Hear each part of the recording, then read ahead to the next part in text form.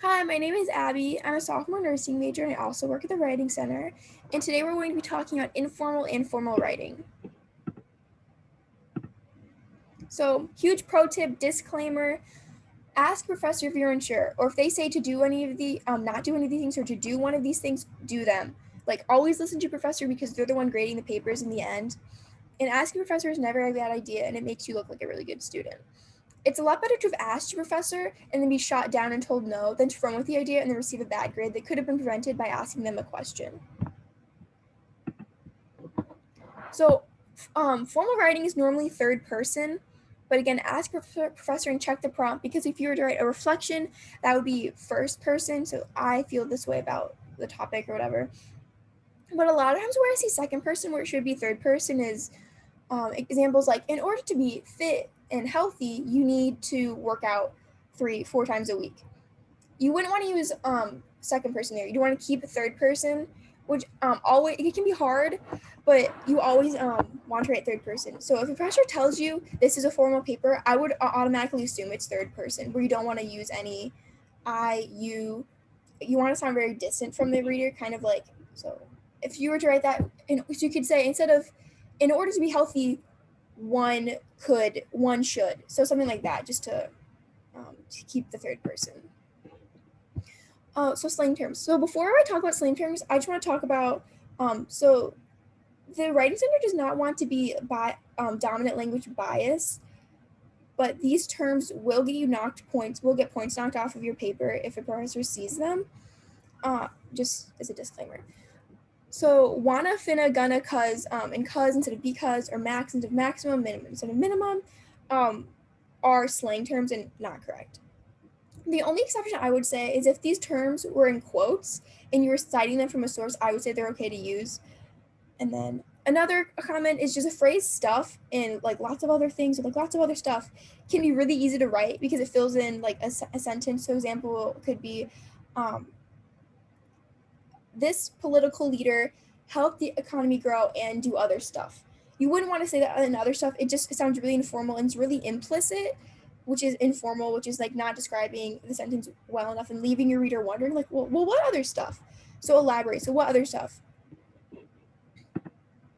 Conjunctions are also informal, not always, but I think it's better to write this way than not. So instead of writing doesn't, you would write does not, haven't, have not, and then do just a couple more examples. Slashes.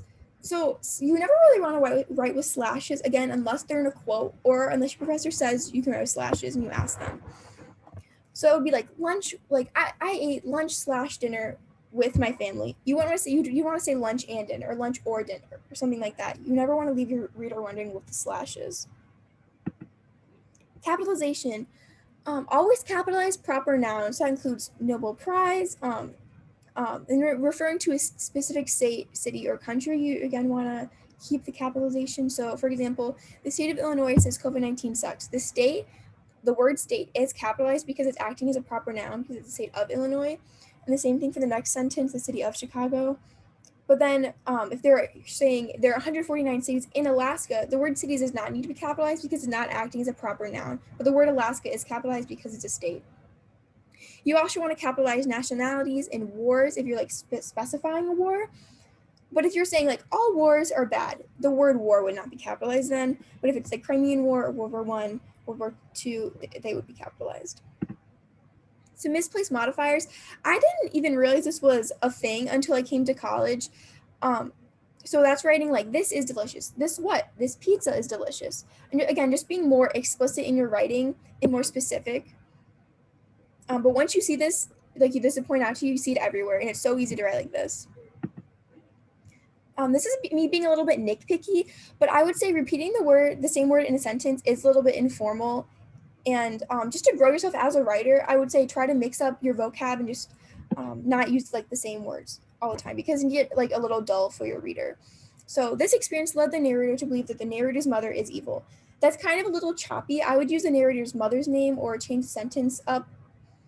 And then Baxter's many life experiences are depicted in his novel. a specific instance even depicted him eating with his family. So again, I wouldn't use the word depicted. I would change it like demonstrated or just rephrase. You can, again, like thesaurus.com is great. It has so many words you didn't even know were there.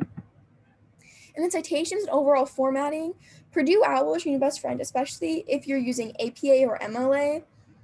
And then common errors I've seen is like the double period when citing. So Mathis likes dogs. The period that's highlighted in red does not need to be there, and it's incorrect. The thing with citations that's annoying is if it's wrong, it's like totally wrong. You can't be like half right. And then again, Mathis stated her favorite breed of dog is Pit Bull. I would say the Mathis in red does not need to be there because you say it earlier in the sentence.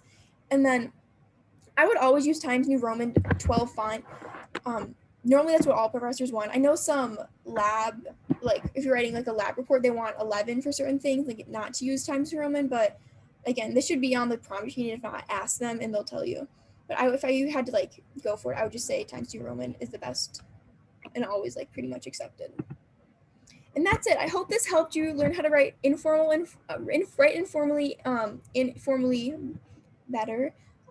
Yes. And if you have any questions, please come to the Writing Center. We're always willing to help and excited to help readers. So, thank you. Bye.